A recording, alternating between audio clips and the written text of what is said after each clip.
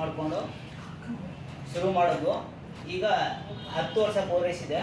ನಾವು ಪ್ರತಿ ವರ್ಷವೂ ನಮ್ಮ ರಾಜ್ಯಕ್ಕೆ ಸೇವೆ ಸಲ್ಲಿಸಿದಂತಹ ವ್ಯಕ್ತಿಗಳನ್ನ ಕರ್ಕೊಂಡು ಬಂದು ಇಲ್ಲಿ ನಾವು ಸನ್ಮಾನ ಮಾಡ್ತಾ ಇದ್ವು. ಮೊದಲನೇದರಲ್ಲಿ ನಾವು ರಾಷ್ಟ್ರಕ್ಕೆ ಸೇವೆ ಸಲ್ಲಿಸ್ತಿರೋದಂತಹ ಮಿಲಿಟ್ರಿಲಿ ಏನು ಸೇವೆ ಸಲ್ಲಿಸಿ ಬಂದಿದ್ರೋ ಅಂಥವ್ರನ್ನ ಕರೆದು ನಾವು ಸನ್ಮಾನ ಮಾಡೋದು.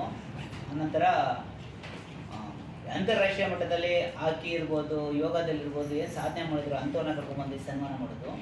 ಈ ಯುವ ದಿನದಲ್ಲಿ ನಾವೆಲ್ಲರೂ ನಾವು ಯುವ ಜನರು ಅಂದರೆ ಮಕ್ಕಳು, ಹೆಣ್ಮಕ್ಳು ಇರ್ಬೋದು, ಗಂಡು ಮಕ್ಳು ಇರ್ಬೋದು, ಸ್ವಾಮಿ ವಿವೇಕಾನಂದರು ಏನು ಹೇಳಿದ್ದಾರೆ ಅಂದರೆ, ಈಗ ಏನು ಮಾಡಿ ಇಷ್ಟಪಟ್ಟು ಮಾಡಿ ಸಾಧನೆ ಪ್ರಯತ್ನ ಮಾಡಿ ಅಷ್ಟೇ.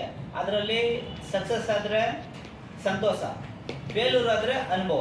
ಈಗ ನನಗೆ ಆಗೋದೇ ಇಲ್ಲ ಅಂತ ಕುತ್ಕೋಬೇಡಿ, ಪ್ರಯತ್ನ ಮಾಡಿ. ನಿಮ್ಗೆ ಏನು ಇಷ್ಟ ಆಗುತ್ತೋ, ನಿಮ್ಗೆ ಏನು ಆಸಕ್ತಿ ಇದೆ ಅದ್ರ ಮೇಲೆ ನೀವು ಪ್ರಯತ್ನ ಮಾಡಿ ಅಂತ.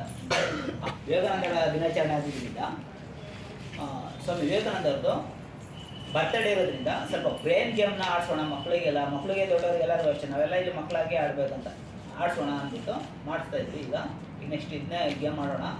ಅದರಲ್ಲಿ ಎಲ್ಲರೂ ನೀವು ನೋಡಿ, ಮಕ್ಕಳು ಫಸ್ಟ್ ಮಕ್ಕಳು ಆಡ್ತಾರೆ, ನೀವು ದೊಡ್ಡವ್ರು ನೋಡ್ಕೊಳ್ಳಿ, ಅದನ್ನು ನೀವು ಆಡೋ ಪ್ರಯತ್ನ ಮಾಡಿ. ಗೆಲ್ಲೋದು ಸೋಲೋದು ನೆಕ್ಸ್ಟ್, ಸೋತ್ರೂ ಅನುಭವ, ಗೆದ್ರೆ ಆನಂದ ಅಷ್ಟೇ. ಬಹುಮಾನ ಇದೆಯಾ ಗುರುಗಳೇ? ಬಹುಮಾನ ಇರುತ್ತೆ. ಇದು 10 ವರ್ಷ ಯಾರು ಕಂಪ್ಲೀಟ್ ಆಗಿದ್ದೋ ಅವ್ರಿಗೆ ಇವತ್ತು ಸನ್ಮಾನ ಇಟ್ಕೊಂಡಿದ್ವಿ. ಆಯ್ತಾ? ಮತ್ತೆ ನಮ್ಮ ಬುದ್ಧಿಯವ್ರ ಮುಖಾಂತರ ಇದನ್ನ ಉದ್ಘಾಟನೆ ಮಾಡ್ತೀವಿ 10ನೇ ವರ್ಷದ್ದು. ಅದಕ್ಕೆ ನಂಗೆ ತುಂಬ